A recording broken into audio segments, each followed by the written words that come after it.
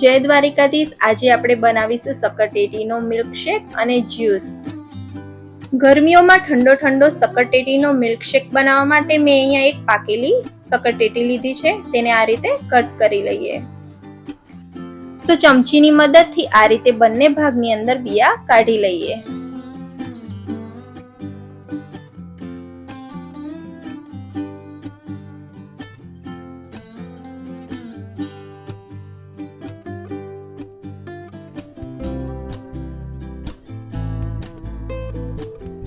ટેટીને આ રીતે કટ કરી લઈએ।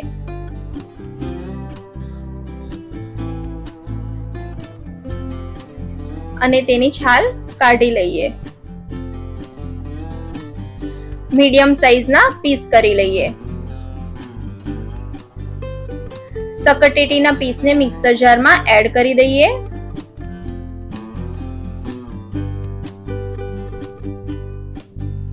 એક ચમચી જેટલી ખાંડને એડ કરી દઈએ। 1 કપ જેટલું ઠંડુ દૂધ એડ કરીશું।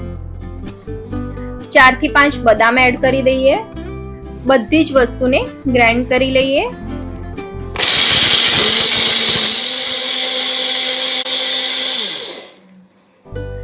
મિલ્ક શેકને એક ગ્લાસની અંદર એડ કરી દઈએ।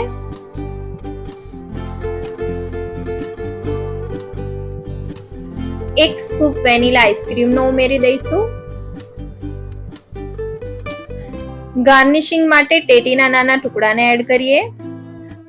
બદામ અને પિસ્તા એડ કરીશું। 1 ચમચી જેટલું મધ ઉપરથી એડ કરી દઈએ।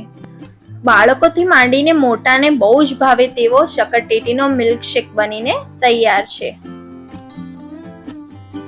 સક્કરટેટીનું જ્યુસ બનાવવા માટે ટેટીના ઉપરના ભાગથી અડધા ઇંચ જેટલું આ રીતે કટ કરી લઈએ।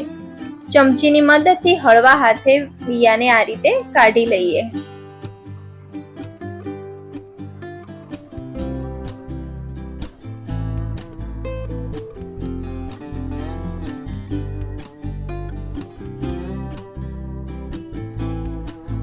ઉપર નીચેથી અને વચ્ચેથી હળવા હાથે આ રીતે ચમચીના મદદથી વચ્ચેના ભાગને એક બાઉલની અંદર કાઢી લેશું।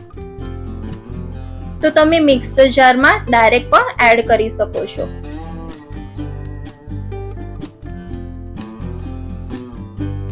આને ઝીરો વેસ્ટ જ્યુસ પણ કહેવાય છે। આની ઉપરની છાલ છે એને આપણે સર્વિંગ બાઉલ તરીકે વાપરીશું।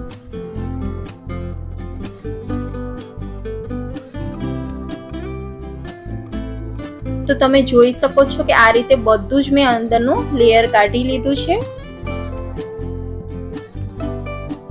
તો મિક્સર જારની અંદર ટેટીના મિશ્રણને એડ કરી દઈએ। જો તમને મારી રેસીપી પસંદ આવે તો લાઈક કરજો, શેર કરજો અને સબસ્ક્રાઇબ કરજો।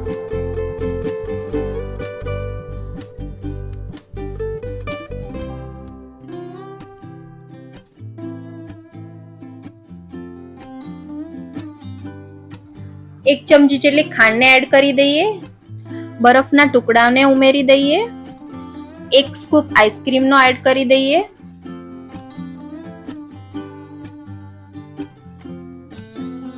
બધી જ વસ્તુને ગ્રાઇન્ડ કરી લઈએ।